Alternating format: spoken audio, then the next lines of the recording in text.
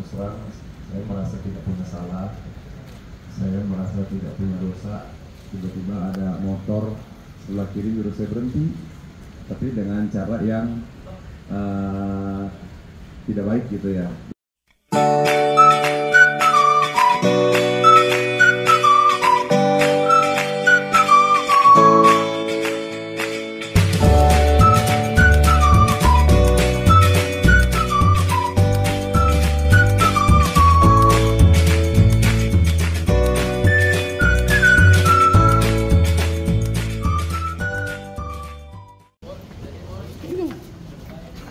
Nyamping itu loh.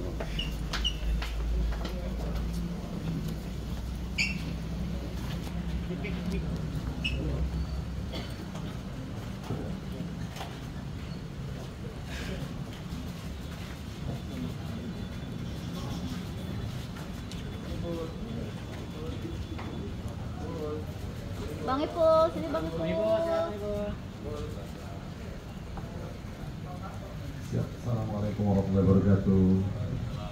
Yang saya hormati Bapak Kapolres Jakarta Barat, Bapak Kapolsek Tambora, dan juga seluruh jajarannya. Yang saya hormati juga pengacara saya, Bang Reja, keluarga saya, dan juga teman-teman wartawan. Terima kasih atas kehadirannya. Ya, hari ini saya ingin memberikan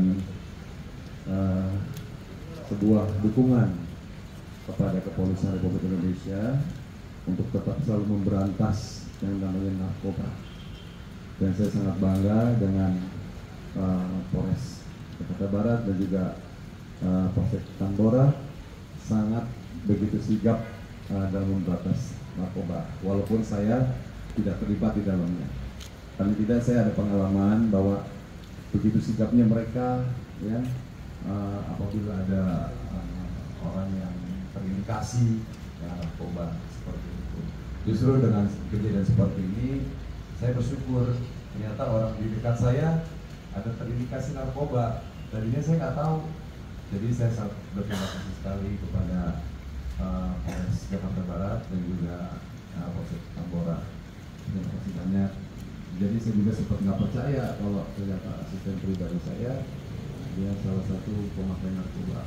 Dan alhamdulillah atas izin Allah, saya dari mulai kecil sampai usia saya sekarang tidak pernah yang namanya menyentuh narkoba. Sedikit pun, setetes pun, seapapun tidak pernah di dalam tubuh saya. Dan saya akan siap mendukung Kepolisian Republik Indonesia untuk memberantas narkoba yang ada di Indonesia. Itu saja. Terima kasih.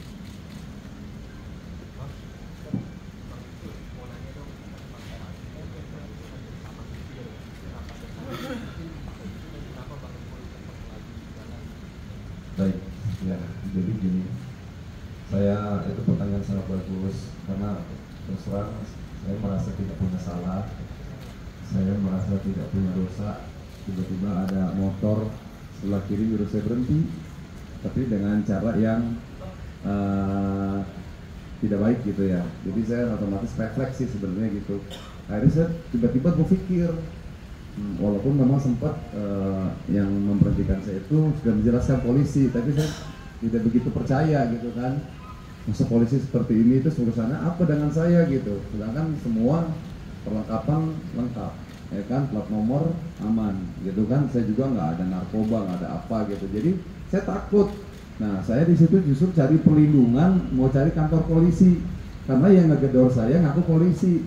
Di situ saya makanya saya jerit, saya bilang, akhirnya saya berpikiran negatif. Saya mohon maaf banget kepada tim dari Polsek Tambora yang saya tiba-tiba udah berpikir negatif. Saya pikir begal, makanya saya teriak-teriak, begal, tolong ini saya Saiful Jamil, sampai teriak begitu, meyakinkan masyarakat bahwa saya benar-benar dalam keadaan lagi apa namanya, ya lagi minta tolong gitu. Itu aja sih mungkin salah satu alasan saya kenapa saya terus melaju, karena saya lagi mau cari kantor polisi.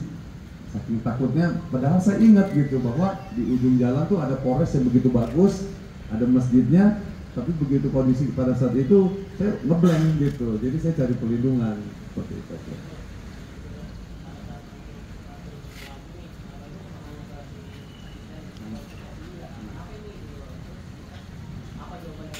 Nggak ada, karena saya tidak ada curiga kepada asisten saya. Makanya saya sempat curiganya kok asisten saya ini lama banget gitu kan. Jadi kronologinya begini teman-teman ya. Saya ini kan boleh bikin kapornya di apa namanya, kita kronologi gini. Saya ini mau meeting tadinya sore sama manajemen artis saya, ada abang saya Bang Sam, dari mana ada Citra, di Bang Raja.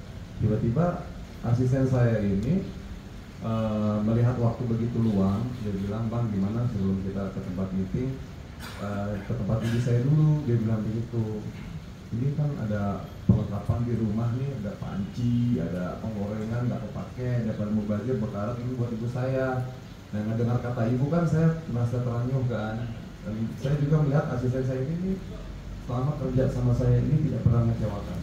Dia benar-benar orang yang jujur, ya, orang yang tulus. Makanya saya nggak nyangka kalau dia terlibat narkoba gitu kan. Nah, tiba-tiba ya udah ini nyampe depannya rumahnya. Nah, dia selalu bilang kalau rumahnya tuh jauh, nggak bisa dijangkau dengan mobil, dia gangan kecil. Ya akhirnya saya dropin dia di situ, di tempat biasa saya dropin. Nah, saya tunggu di masjid gitu, di masjid itu jam 2 siang. Jam 2 siang saya tungguin kok sampai jam 3 lama banget ini ngedrop panci penggorengan gitu. Tapi saya sama sekali nggak ada berpikir negatif kalau dia itu sedang melakukan hal-hal yang melanggar hukum gitu. Jadi setelah dia udah nyampe jam 3, saya ingat banget tuh, karena saya di situ saya wudhu, rencana mau sholat di daerah Jakarta Barat. Tiba-tiba di perjalanannya itu ada teman-teman dari kepolisian yang menyuruh saya stop. Itulah kejadiannya.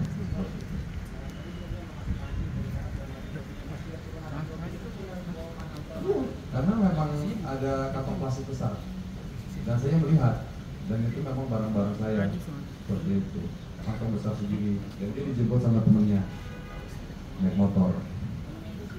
Saya nggak tahu, pokoknya saya nggak lihat gitu saya dropin dan saya langsung melaju. 1 jam dah, udah tuh dia udah 1 jam. Saya tunggu, udah saya nggak berpikiran negatif apa-apa. Ya tiba-tiba ya saya disetopin, saya bilang, apa ini disetop? Terus saya berpikir, wah ini kayaknya begal nih, gitu, seperti itu. Nggak tahu, saya nggak tahu karena saya di sebelah kiri. Pokoknya saya nggak tahu kalau si asisten saya ini terlibat narkoba, nggak tahu. Itu aja sih. Enggak. Saya justru fokusnya yang ngejar-ngejar gitu. Udah apa? Saya bilang gitu.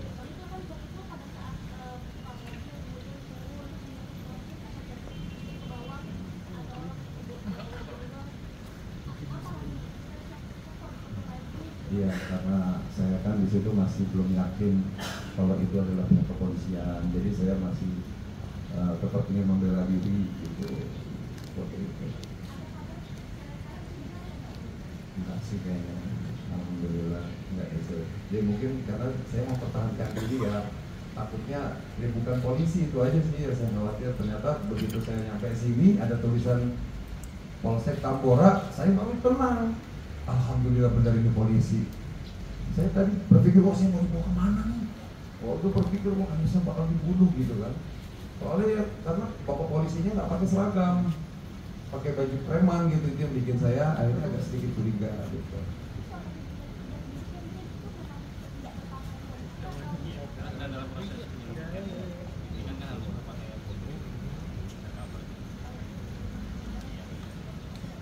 Maksudnya abang nggak tahu itu, nggak tahu barang buktinya itu adalah narkotika itu, atau nggak tahu karena nggak lihat itu dibuang?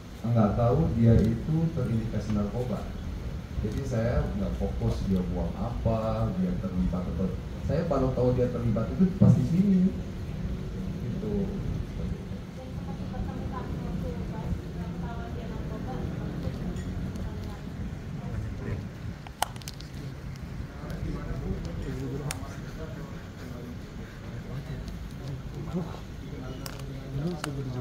Oh iya, dia ngelamar kerja 1 tahun yang lalu dan kerjanya bagus, makanya saya menyangka kalau dia indikasi narkoba. Tidak ada orangnya karena baik banget. Makanya di sini saya harus ini ya, apa namanya, harus hati-hati sekarang memilih teman, ya, memilih calon pekerja, harus berperspektif gitu, karena yang saya pikir baik ya ternyata seperti ini gitu. Ini mungkin menjadi pelajaran buat saya. Sudah cukup teman-teman ya, terima kasih banyak. Cukup ya.